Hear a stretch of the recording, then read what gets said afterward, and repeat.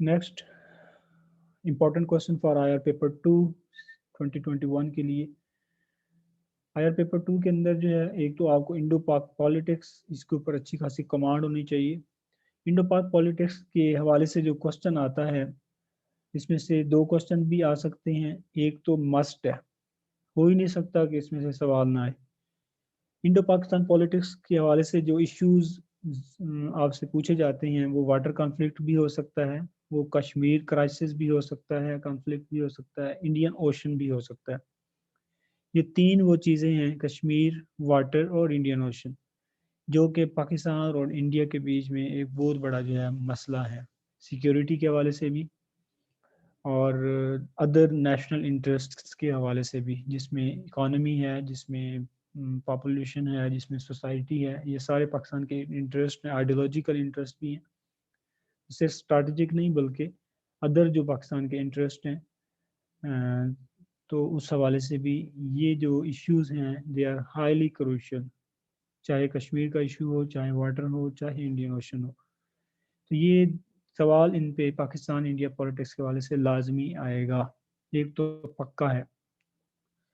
Next जो international relation paper 2 से expected question है, वो फाशिज्म का है, क्योंकि फाशिज्म, नाजिज्म आजकल थोड़ा सा इंडिया के हवाले से फाशिज्म का काफ़ी जो है वो इशू रेज हुआ है। और अगर आप लोग कहेंगे तो fascism with respect to India जो है, थोड़ा सा मैं इसको लेटर ऑन एक्सप्लेन भी कर दूंगा separate.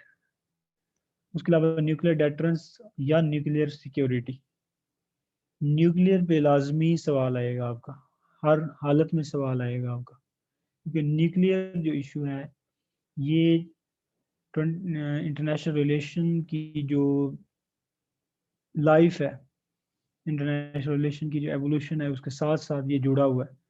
International relation world war 2 के बाद से जन्म इसका जो है स्टार्ट हुआ था, तो वहीं से ही न्यूक्लियर इशू का स्टार्ट हुआ था।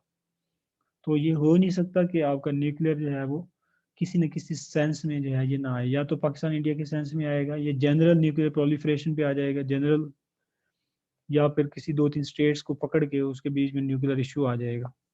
कोई भी रिसेंट पाकिस्तान इंडिया के बीच में डेवलपमेंट अभी तो खैर नहीं हुई, लेकिन एनएसजी पे भी आ सकता है सवाल। तो ओवरऑल ये न्यूक्लियर पे सवाल लाजमी आना है। तो यहाँ पे nuclear deterrence with respect to fifth generation warfare, क्योंकि अब तो वो वारफेयर नहीं रही क्लासिकल, तो अब आजकल पाकिस्तान इंडिया के बीच में फिफ्थ जनरेशन वारफेयर है। तो क्या इस फिफ्थ जनरेशन वारफेयर के पर्सपेक्टिव में न्यूक्लियर डेटरेंस फ़ायदेमंद है कि नहीं, ये मैंने लेक्चर के दौरान भी बताया हुआ है डिटेल में। तो ये थोड़ा सा, अगर डेटरेंस का कंसेप्ट आजकल के दौर में अगर अप्लाई करना है तो फिर यही वारफेयर ही रह जाती है फिफ्थ जनरेशन, उसके अलावा क्या वार होनी है पाकिस्तान इंडिया के बीच। ट्रेडिशनल का तो वैसे ही जो है क्वेश्चन आए तो वो उसके ऊपर कोई इतनी मतलब कि करंट डिबेट तो है नहीं।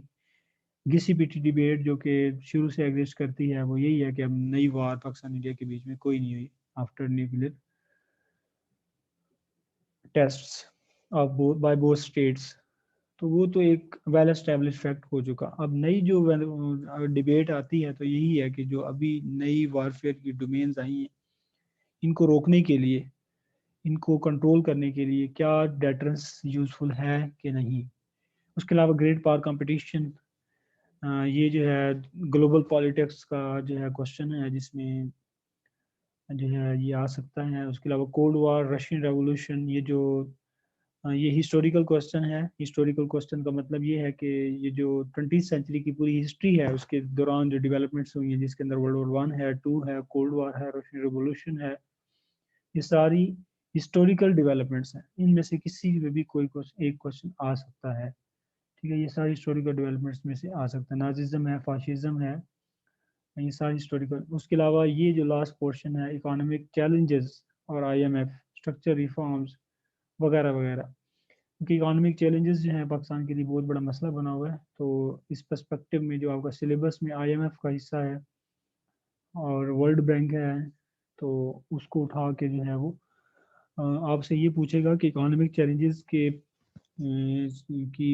इम्प्रूवमेंट में, इनको काउंटर करने के लिए आईएमएफ कितना फ़ायदा दे सकता है। کیونکہ آپ کا سلیبس اکانومک چیلنجز پہ نہیں، آپ کا سلیبس ہے آئی ایم ایف پہ. آئی ایم ایف ہے اکانومک اور انسٹیٹیوشن، اور اس کا مقصد اکانومک چیلنجز کو ریزالو کرنا. اس کو یوز کرتے ہوئے اس نے آپ کے اکانومک چیلنجز کے لیے جو ہے اس نے آئی ایم ایف کا رول پوچھ لینا ہے. ٹھیک ہو گیا. یہ question basically I M F پہ ہے، لیکن اس نے آپ کے اکانومک چیلنجز، اس کا جو رول ہے آئی ایم ایف کا، اسی کو پاکستان کے پرسپیکٹو میں پوچھ لینا ہے کہ کیا اس کا رول پاکستان میں فائدہ مند ہے کہ نہیں.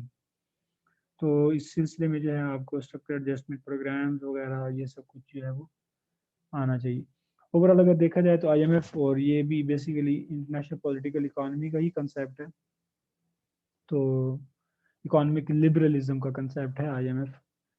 اکانومک انسٹیٹیوشنلزم، تو لبرل انسٹیٹیوشنلزم بھی اسے بولتے ہیں، تو یہ اسی کا ہی کنسیپٹ ہے. تو international political economy is highly crucial, بہت امپورٹنٹ ہے. تو یہ چند چیزیں جو ہے مین ٹاپکس ہیں جو میں نے آپ کو بتا دی ہیں.